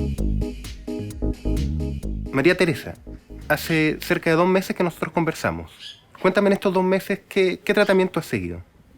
El tratamiento consiste en una fase inicial de preparación del tratamiento base, que está compuesta de antibióticos sistémicos, orales, que ciprofloxacino, y además por 7 días. Y además combinado con óvulos vaginales, Dexagin, que tienen, no estoy bien segura de lo que tienen, pero antiinflamatorio y corticoide. Yeah. Y también acompañado de ¿cómo se llama? Diclofenaco, que también es un antiinflamatorio. Y después de eso comenzamos con inyecciones que iban directo al útero. Y eso era dos veces la misma semana y después una vez por semana. Alcancé a completar una fase de 6 inyecciones. La evolución del tratamiento ha sido súper lenta, significativa pero súper lenta. Las primeras inyecciones me hacían incluso peor, o sea, al principio me sentía más sindromática que antes, más sintomática, pero con el tiempo me fui sintiendo mejor, fui notando pequeños efectos de mejoría y ya hacia la 6ª inyección, casi la última, ya me sentí súper bien. O sea, como que una mejoría aproximadamente del 40-50% de los síntomas. El tratamiento no fue dentro de lo esperado, digamos así, porque hay muchas pacientes que a la primera o la segunda inyección reaccionan sumamente bien. Pero yo empecé a perder un poquito la paciencia también porque iba a la 4ª inyección y todavía estaba mal, bastante mal. Y el doctor me dijo que pasáramos a la segunda fase un poco más agresiva, que considerara seriamente hacerme la cirugía porque no estaba teniendo los efectos que yo esperaba y que él esperaba también, pero que en el fondo esto le había pasado anteriormente con otras pacientes que tenían casos más severos o úteros que habían estado sometidos a inflamación por más tiempo, entonces tenían una capacidad regenerativa menor, de cicatrizar más lento. Por lo tanto, él me aconsejó que me hiciera la cirugía y por cosas del destino, la última inyección antes de la cirugía me hizo sentir mucho mejor y ya pude hablar de tener, no sé, 7 días buenos, digamos, entre medio de los que me correspondían a días malos. Tener 7 días buenos en los que andaba alegre, me preocupaba mi imagen, no sé, para que lo entiendan las personas, me corté el pelo, me maquillaba, cosas que antes ni pensar hacer, porque lo primero era mi salud. Incluso estuve yendo al gimnasio como 4 días seguidos y antes no me podía mover, no quería caminar. He mejorado, o sea, yo estaba en una fase, yo lo digo casi terminal, porque me sentía pésima, esa es la verdad. Estaba en cama, no quería ver a nadie, no quería hablar con nadie, lo único que hacía era estar encerrada comiendo, odiaba a todo el mundo, no quería salir, no podía moverme, tampoco era una mezcla entre no querer y no poder, no podía moverme, el ánimo estaba súper decaída, lloraba por todo, estaba deprimida, en una franca depresión. y además con muchos dolores físicos. Me dolían las piernas, me dolía el tobillo, me dolía las rodillas, me dolía la espalda, me dolía todo. Y con el tiempo empecé ya a caminar más. Eran pequeños avances, pero ya era, no sé, pues caminar una cuadra, ir a comprar pan, supongamos, poder conversar, empezar a hacer un poquito más de memoria, de acordarme de algunas cosas. La irritabilidad, el llanto fácil, la pérdida de la memoria y los síntomas psíquicos fueron los que más persistieron. ¿Cómo te sientes ahora? Ahora es que estoy en mis días malos. Y me siento bien porque estoy en pie, estoy conversando, obviamente no en todas mis capacidades, igual me siento cansada estando de pie, pero me siento mucho mejor. Como te contaba, después de la última inyección noté una mejoría importante, ya la fatiga no era tanta, ya estaba de mejor ánimo, ya podía programar lo que iba a hacer el día siguiente, cosas así. Ella ha mejorado como en las cosas pequeñas, como la constipación. Ella al comienzo empezó por ejemplo, ella nunca siempre iba, o sea, siempre ha sido constipada, iba una vez al baño cada 2 semanas, una vez a la semana. Y con esto empezó a ir de repente hasta todos los días. Eso me hizo como pensar en que de verdad este tratamiento sí estaba funcionando. También empezó a tener menos comezón, estaba menos hinchazón, pero toda la parte como de irritabilidad, como de fatiga mental, por así decirlo, y fatiga física, todavía no se mejoraba hasta la última inyección. O sea, ahora ya está con su regla y está bien, o sea, no está muy irritable, está mucho mejor que antes. O sea, antes peleábamos por cualquier cosa, discutíamos harto, peleábamos harto. Y además pero sí reconozco que cuando supe que era una enfermedad y no era como parte de ella, por así decirlo, empezamos a pelear menos, porque sentí que tuve mucha más paciencia. Pero ahora he estado mucho mejor, mucho más consciente, mucho más lúcida. Se ha notado un cambio. ¿Tú te vas a someter a la intervención del doctor? Sí, me voy a someter a una criocirugía el martes de la próxima semana. ¿Podría acompañarte yo a tu cirugía para ver personalmente la intervención y grabarla? Claro, claro.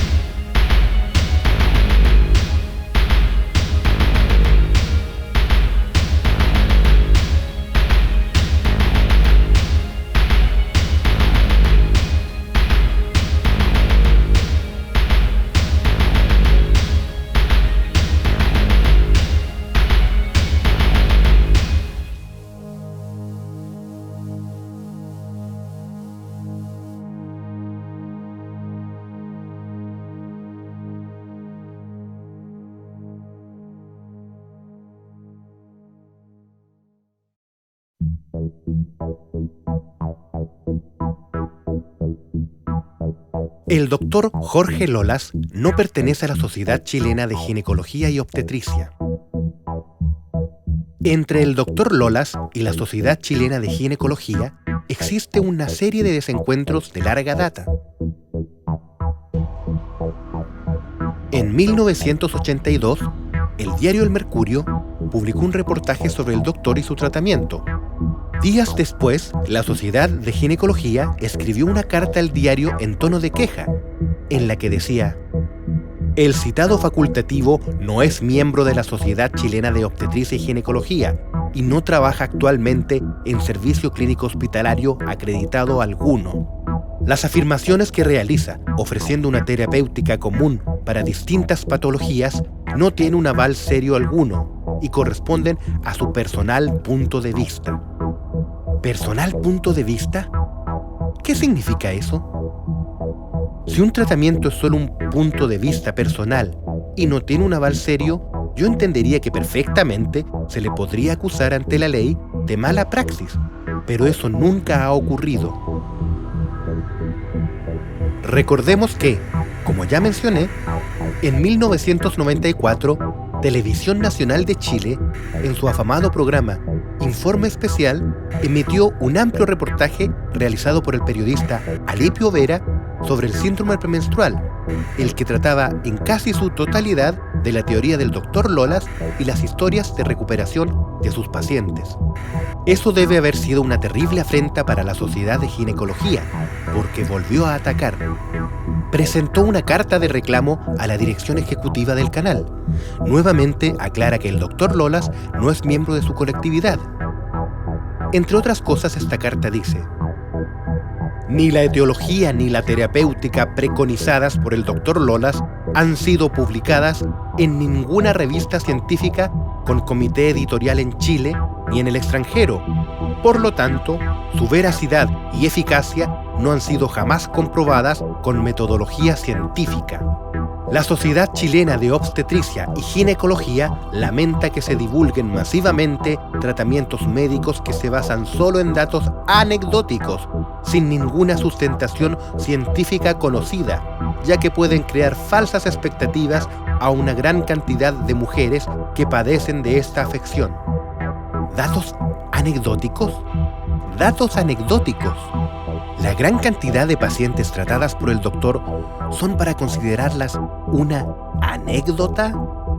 Aclaremos que el Dr. Lolas sí tiene muchas publicaciones en revistas médicas, como la Revista Chilena de Psiquiatría Clínica, Revista Chilena de Neuropsiquiatría, Revista Chilena de Dermatología, etc. Así como 3 congresos mundiales a su haber. También recordemos que el libro del doctor tiene el patrocinio de la Sociedad Científica de Chile. ¿Estarán poniendo en entredicho este patrocinio? Curiosamente, muchos años después, sucedió que un connotado miembro de la Sociedad de Ginecología le recomendó al Dr. Lolas presentar un trabajo de investigación para ingresar a la sociedad y que ésta se hiciese cargo de profundizar y continuar sus investigaciones y acabar con esta pugna no declarada. El doctor presentó este trabajo junto a 2 profesionales más en el año 2001. Aquí sucedió algo muy extraño. El trabajo fue rechazado, pero no precisamente por su contenido. Según consta en la carta de rechazo de noviembre de 2002, de acuerdo a nuestros estatutos y reglamentos, su trabajo de ingreso sobre patología uterina y síndrome premenstrual debió haber sido informado por la Comisión de Admisión de Socios a más tardar en fecha 30 de diciembre de 2001. Al no haberse cumplido tal requisito por parte de la comisión correspondiente, que a esa fecha estaba integrada por los doctores Juan Astorquiza, Jorge Asbun y Gustavo Gormaz, esto se entiende automáticamente rechazado. Es decir, que su trabajo fue rechazado solo porque la comisión, al interior de la Sociedad de Ginecología, no informó al interior de la Sociedad de Ginecología el ingreso del trabajo. ¿Alguien me puede explicar eso? Tanto cuestionamiento de la Sociedad de Ginecología me hizo buscar si existía algún antecedente o alguna investigación parecida en alguna parte del mundo, y no existía nada similar, excepto por una interesante investigación aparecida en el sitio de publicaciones médicas PubMed.com. Es un estudio a doble ciego del Hospital de Nueva York Cornell Medical Center de 1988, llamado Efecto de la doxiciclina en el síndrome premenstrual. El estudio nos dice: 30 pacientes con síndrome premenstrual fueron tratadas aleatoriamente con el antibiótico doxiciclina o con un placebo. Las pacientes que fueron tratadas con el antibiótico mostraron una reducción muy significativa de los síntomas. Posteriormente, también se le trató con el antibiótico al grupo que había recibido el placebo y también mostraron una mejoría significativa. Después de 6 meses de seguimiento, las 30 pacientes mantenían esta mejoría en forma permanente independiente de la presencia del antibiótico. No hubo cambios hormonales en el grupo de estudio. Se postula una etiología infecciosa en el endometrio o infección ovárica detrás de algunos casos de síndrome premenstrual. Esta publicación era prácticamente el trabajo del Dr. Lolas. Cabe preguntarse, Con resultados tan interesantes, ¿por qué no siguieron esta investigación?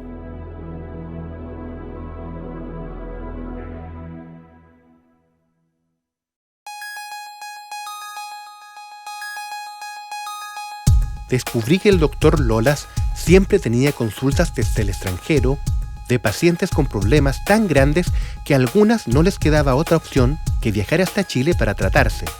Es el caso de la española Ángela Serna, quien desde España se ha vuelto la más firme promotora del doctor por medio de su blog, una interesante página web llamada Histerotoxemia. También está el caso de la encantadora mexicana Patricia Hernández, con quien conversé en la consulta del doctor. Vine a Chile a hacerme el tratamiento con el doctor Lolas, porque llevaba 20 años sintiéndome fatal, dolores pélvicos constantes, agotamiento, debilidad, dolores de cabeza, insomnio, irritabilidad, me volvía loca, pensamientos suicidas así como muy obsesivos, dolor de piernas, náuseas, vértigo, embotamiento mental, falta de concentración, falta de memoria, torpeza. Es decir, era una vida espeluznante. Pero en última instancia me decían que no había ninguna conexión entre los síntomas y que en realidad mi problema era como psicológico, falta de ánimo. Lo que sí me decían los ginecólogos, bueno, sí, todas las mujeres nos sentimos mal. Bueno, sí, la regla es un proceso complicado, sí, como que te duele la cabeza. Y le dije, no, a mí no me duele la cabeza. O sea, a mí me da un dolor que no me deja vivir y me tumba en la cama una semana. Y no solo la menstruación, sino la ovulación. Y no solo eso, sino que quiero clavarme el cuchillo con el que cocino. Y no solo eso, sino que quiero aventar a mi perro y aventar a mi marido del balcón, cosa que no voy a hacer. O sea, voy perdiendo el control de mí misma. Todos me decían, tú te lo estás ocasionando. Y yo decía, sí creo que tengo una mente poderosa, pero no tanto como para ocasionarme tantos males. Ya quisiera yo que tener como esa capacidad. Pero ya me estaba consumiendo, me estaba volviendo loca absolutamente. O sea, como que ya toda mi dosis de aguante, así como estoico, de echarle ganas a la vida, se había agotado. En un día que me despertó un dolor pélvico en la madrugada, apachurro en internet dolores pélvicos permanentes, leo la página del doctor Lolas y dije, esta es la historia de mi vida. Me dio como muchísimo entusiasmo, pero a la hora que vi Instituto de Investigaciones Ginecológicas de Chile, casi me aviento del balcón. Porque pues Chile, digamos, no está a la vuelta de la esquina y es una cosa complicada venir a Chile. Mira, como yo vengo de México, entonces como que aceleramos un poco todo el tratamiento. Primero me puso 2 inyecciones, que como que las 2 inyecciones no jalaron. Yo llevo 20 años, entonces es mucho tiempo y el cuerpo pues está muy resentido y acostumbrado a trabajar mal. Y después me hizo la criocirugía y después de la criocirugía llevo 2 inyecciones más. El primer congelamiento fue notable como yo sentí una mejoría inmediata, con lo cual se confirmó que lo que estaba enfermo es el útero, ¿no? Que era lo que causaba todos mis males. Todo este embotamiento que yo siempre me la vivía como despistada, embotada, sin poder enfocar, se disipó en ese momento. Haz de cuenta que me abrieron el cerebro, como si todas las venas empezaran a circular bien la sangre, los neurotransmisores empezaran a funcionar, se me abrieron los ojos y como que me volvió vida en todas las extremidades, que siempre no solo estaba cansada, sino débil, que son 2 cosas distintas. En ese momento lo sentí de manera inmediata. ¿Qué porcentaje de recuperación tú sientes que has tenido desde antes? Yo creo que entre un 30 y un 40%. Y sobre todo en el ámbito como emocional. Ya no me siento tan desesperada.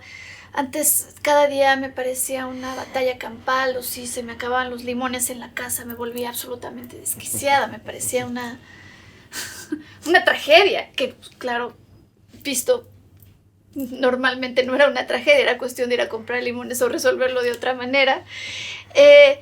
Me siento en ese sentido más despejada, como con más fuerza de enfrentar mi vida cotidiana y el futuro y lo que me vaya deparando la vida. ¿A cuántos especialistas tú recurriste antes? Médicos fueron 32, especialidades unas 20. No entiendo cómo nunca nadie le dio importancia. Sí, yo estaba desquiciada, loca.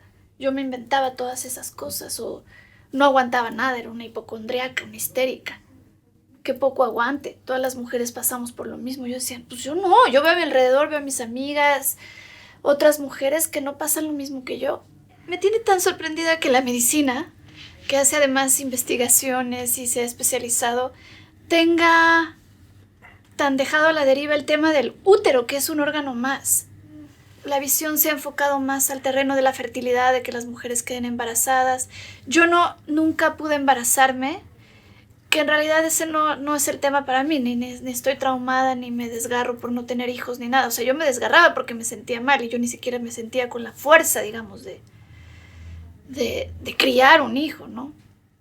Pero todos los ginecólogos que veía me decían, tú échale ganas y te vas a embarazar. Y yo decía, pues yo no soy yo no soy una barriga, ni soy una incubadora.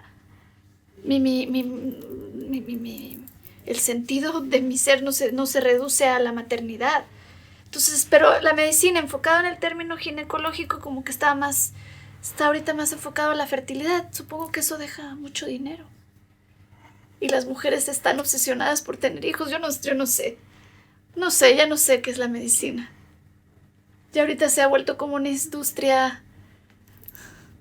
Así lo vemos nosotros, digo. Es un dineral lo que he gastado y si me hubiera curado no me hubiera importado, pero el problema es que no hubo nunca un resultado positivo.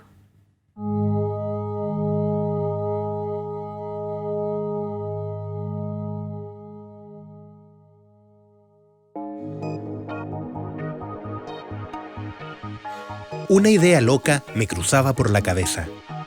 Me puse a revisar los últimos premios Nobel de Medicina. 2011, por sus aportaciones en el ámbito de la inmunología y las vacunas. 2012, por descubrir la forma de transformar células totipotentes en cualquier tipo de tejidos. 2013, por sus descubrimientos de la maquinaria que regula el tráfico vesicular. Si el Dr. Lolas estaba en lo correcto, ampliamente merecía el Nobel. ¿Qué podía estar evitando que su descubrimiento se conociera? ¿Podría ser realmente por los intereses de las farmacéuticas? Hice un cálculo básico.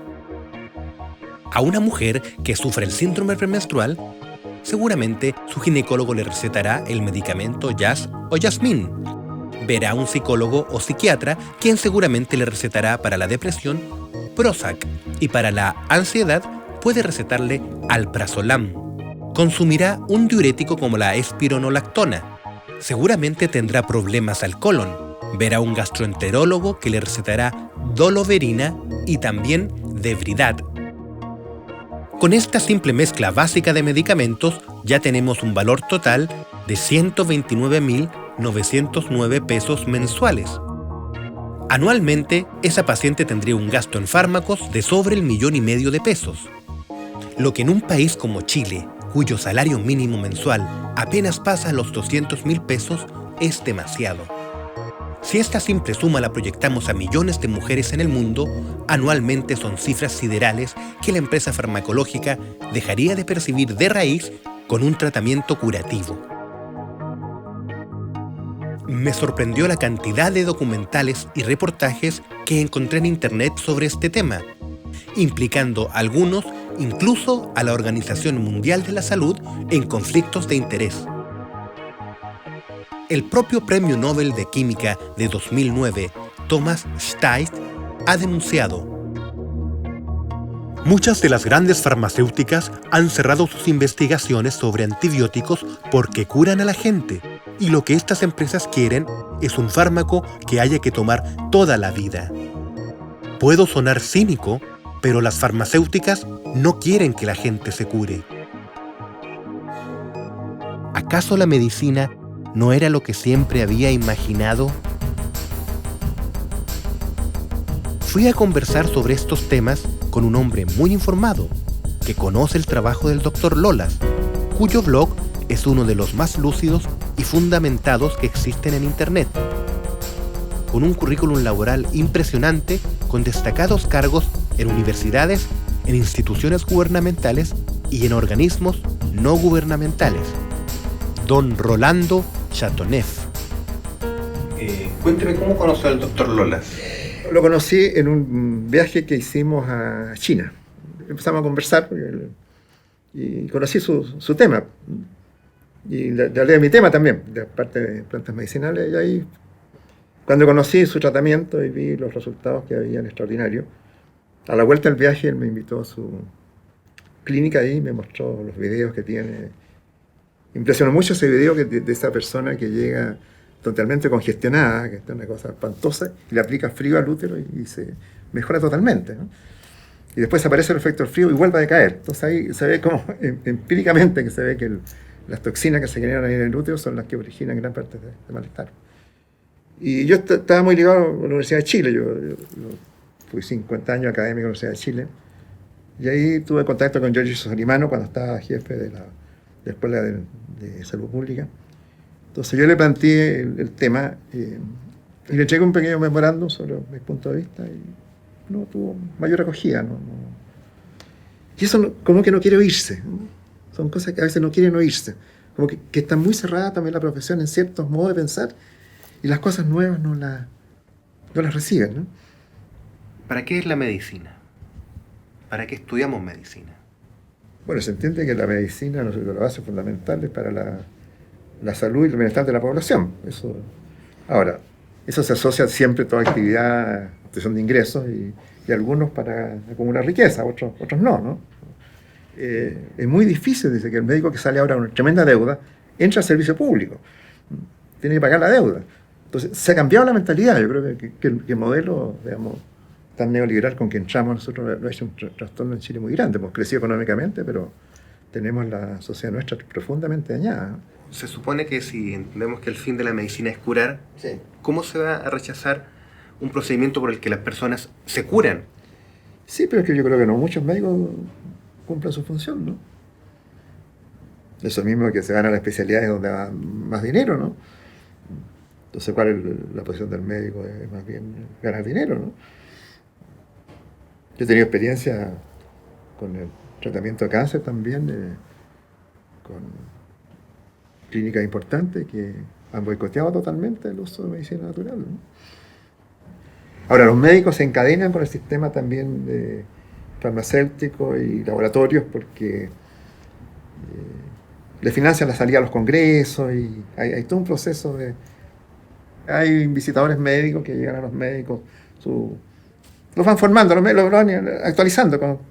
Entonces los laboratorios le ofrecen al médico que recomienda su medicamento y le ofrecen viajes al exterior, le financian ahí a los congresos internacionales. Entonces muchos médicos que van a los congresos internacionales son financiados por laboratorios que venden estos medicamentos.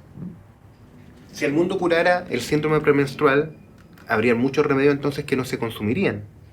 Desde luego, muchas hormonas y otras cosas que le dan ahí a los tratamientos. Y habría muchos médicos sin pega para eso. Sí, por eso que ahí es una cadena de intereses, ¿eh?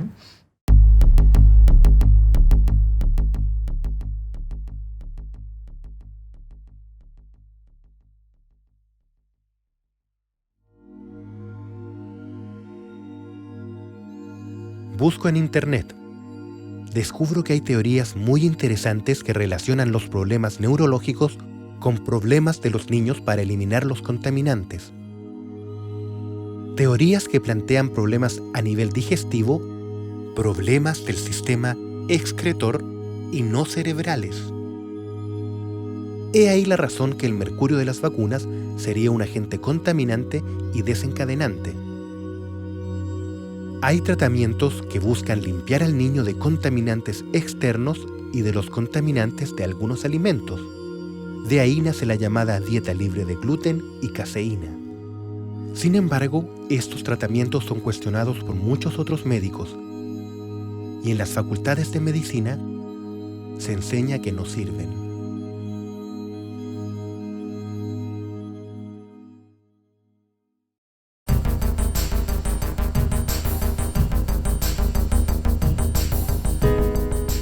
Habían pasado otros 2 meses desde la criocirugía de María Teresa. Debía visitarla, debía saber si esta historia tendría un buen fin.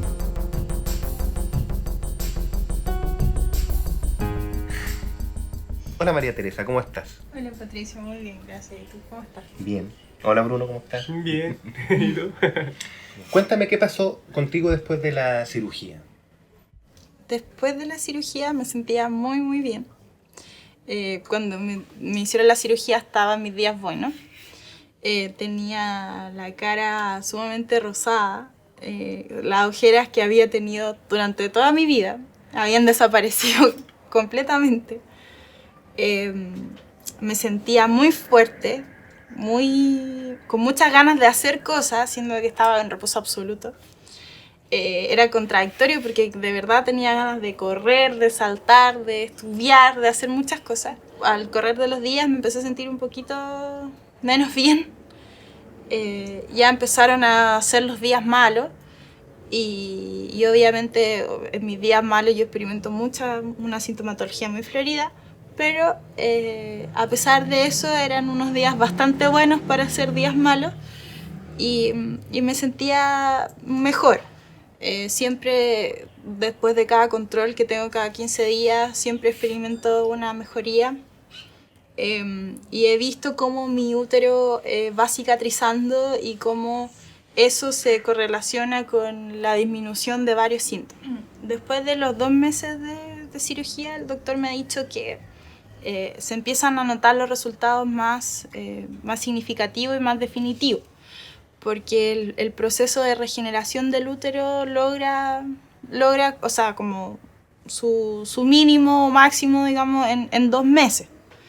Pero después de eso el útero se sigue regenerando, sigue cicatrizando, se sigue acomodando y hay casos, o sea, lo que yo he visto es que como a los 5 meses, 4 meses ya las mujeres están óptimas y el alta médica ocurre luego de los 6 meses, si mal no estoy. ¿Qué porcentaje de mejoría crees tú que has conseguido?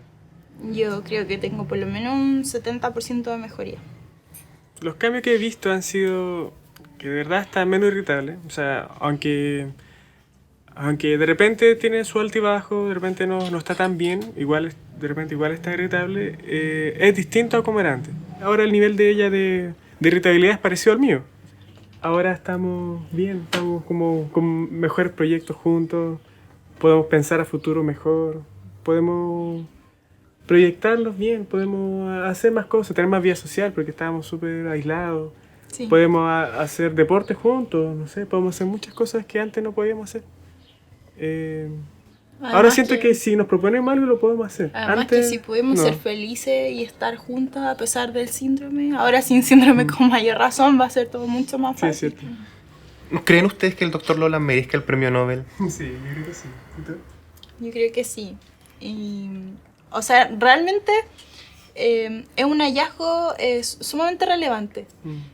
Porque la patología, si bien es mal mirada y se cuestiona como una patología psicosomática que padece la mujer, es muy prevalente, es muy frecuente. Poder mejorar eso es como un tremendo logro, es como algo pequeño que logra algo muy grande. Cuéntame del futuro, ¿cómo ves el futuro ahora? Súper esperanzador, como el de una persona normal. Voy a poder hacer todas esas cosas que siempre quise hacer y que no tuve la oportunidad de hacerlas, porque sentía que el cuerpo no me acompañaba con la mente. Y ahora veo el futuro súper alentador. Voy a poder retomar mi estudio, si Dios quiere. Sé que voy a estar completamente sana. No sé en cuánto tiempo más, pero sé que voy a estar muy bien. Y voy a poder hacer una vida normal. No perfecta, pero normal. Ante mis ojos se había producido un pequeño gran milagro, el renacer de una vida.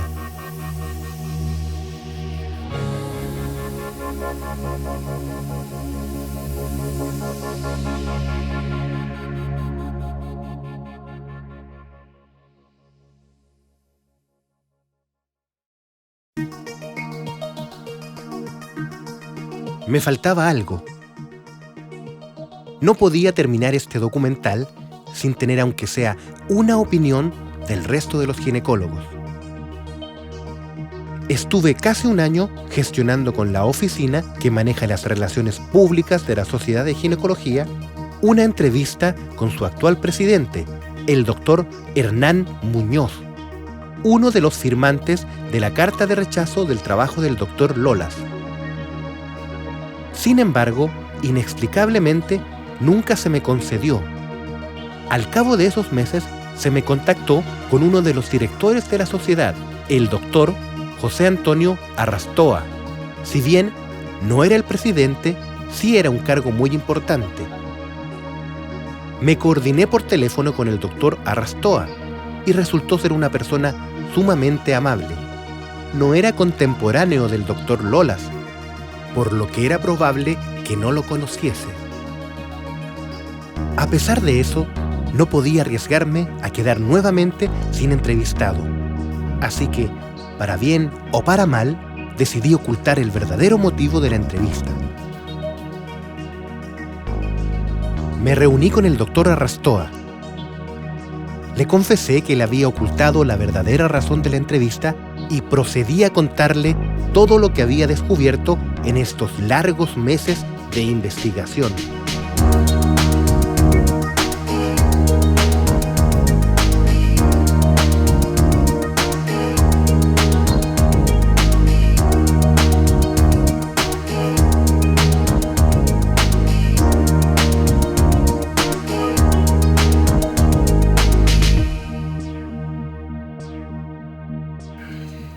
Pero fíjate que me molesta profundamente y me siento engañado cuando me traes con omisión de argumentos, de datos.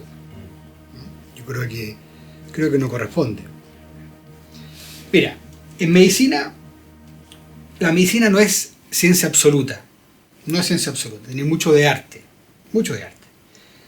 Ahora, lo que sí ha ocurrido en la medicina, sin perder ese arte, es que se ha ido tratando de, por llamarlo así, ordenar un poco los conocimientos, porque son muchas las cosas que aparecen en la literatura. La cantidad de publicaciones que salen diariamente es salvaje, es impresionante, es imposible de digerir, porque son muchas. Entonces, muchas de esas son basura, y hay algunas que no son basura, que son pepitas de oro. ¿Cómo discrimina uno eso? Con lo que se llama la medicina basada en la evidencia. Y hay trabajos que cumplen o no cumplen con sus criterios, y según lo que cumple o no cumple, cuánto cumple con los criterios de la medicina basada en la evidencia, tiene cierto nivel de evidencia adecuado y un grado de recomendación clínica correspondiente. Y hay ciertas cosas que uno puede llamarle experimentales, entre comillas. ¿Por qué? Porque son opiniones de expertos. Las opiniones de expertos tienen un grado de evidencia o grado de recomendación distinto que los trabajos que cumplen con los criterios de medicina basada en la evidencia. Esto es lo que tú me estás planteando. Perfectamente puede ser. No tengo ningún problema en creerlo también. Hay ciertas cosas que tú mencionaste aquí muy al pasar, técnicas, que son reales. Efectivamente, la dismenorrea, sobre todo, está relacionada con la plenuria de prostaglandina. También hay dolores asociados a partos traumáticos. He tenido pacientes que han tenido partos traumáticos, desgarros cervicales importantes, que han tenido parametritis. La parametritis es una inflamación crónica. Una inflamación crónica en el útero, que han estado con mucho dolor, que al final hemos tenido que sacar el útero, o hemos tenido que reparar el cuello y se han mejorado, o han disminuido su sintomatología. Hay cosas que pasan así. Si la medicina no es blanco y negro. Distinto es decir, mira, esto es la panacea, ese es el tratamiento de lesiones menstruales. No lo sé. No tengo ningún argumento para decir que sí lo es o que no lo es. Si uno tiene una buena hipótesis y tiene buenos datos, lo que tiene que hacer es generar una investigación para poder tranquilizar a la gente que críticamente mira las cosas. Es un trabajo científico, no hay ni un misterio, que no hay ni un complot, que yo sepa, una vez estoy equivocado y efectivamente hay un complot salvaje, digamos, pero no conozco ninguno. Hay mucha información que se va repitiendo, como por ejemplo las pacientes que yo entrevisté, todas presentaban en sus exámenes de Papa Nicolau una inflamación, una reacción inflamatoria inespecífica. Entonces, o sea, yo te planteo otra cosa. Dígame. Prácticamente el 90% de las pacientes, digamos, bajémoslo un poco si quieren, el 80% de las pacientes que yo le doy en Papa Nicolau, el patólogo informa lo mismo: reacción crónica inflamatoria inespecífica en su Papa Nicolau. y ninguna tiene síndrome premenstrual. Si yo quiero relacionar reacción crónica inespecífica del cuello con síndrome premenstrual, no tengo que tomar a grupo de pacientes con síndrome premenstrual y ver si tiene reacción crónica inespecífica del cuello. Lo que tengo que hacer es ver al universo completo de reacción crónica inespecífica del cuello y ver si tiene síndrome premenstrual o no. Pero si a través de este tratamiento si le están consiguiendo curar a las pacientes, o sea, ¿no sería interesante realmente tomar parte y ver qué está pasando? Por supuesto que sí, pues si que te dice que no. O sea, por supuesto, si el resultado de su tratamiento, de su enfoque funciona, la paciente se mejora, ¿qué médico con 2 dedos de frente que tenga mínima intención de salvar a la gente o decir que los médicos no estamos interesados en que las pacientes se mejoren? Se me parece como un ridículo ese comentario. No, los médicos estamos escondiendo el resultado de un tratamiento que funciona. ¿Por qué? A ver, ¿usted podría servir de nexo entre este caballero y la Sociedad Chilena de Ginecología y Obstetricia? No lo sé. Me pregunta a mí esto así de entrada, no lo sé, fíjate. Tengo varias obligaciones en este minuto y no sé. ¿Qué quiere que te diga? No lo sé. Tengo que pensarlo, ver qué significa. No me voy a comprometer algo que no lo sé. Yeah.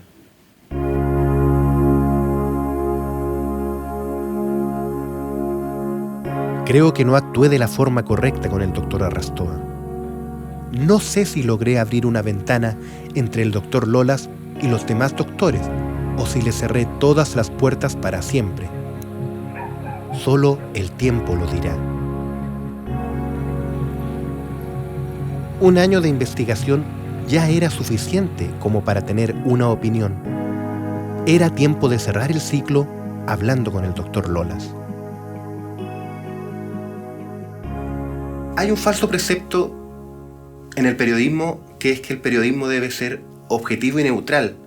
Pero bueno, como yo no soy periodista, le digo que creo que usted está en la razón. Yo he visto el milagro de la recuperación en sus pacientes. ¿Qué siente usted en lo personal al no ser avalado por la comunidad médica chilena? Bueno, en un principio una tremenda desilusión. Pero después, viendo el historial de todos los pioneros en la medicina, ha ocurrido exactamente lo mismo. Así que no es una cosa personal. Yo creo que todos los avances médicos que han sido muy relevantes han demorado años en ser aceptados y reconocidos. ¿Cómo ve en el futuro las implicancias que podría tener su descubrimiento para el mundo? Es que es difícil mientras siga habiendo un sistema de enseñanza tendiente a buscar las soluciones paliativas solamente. Yo no le veo gran futuro a la medicina. Y lo peor de todo esto es que cuando se descubre una sanación de una enfermedad, siempre van a decir son casos anecdóticos y que falta la comprobación científica.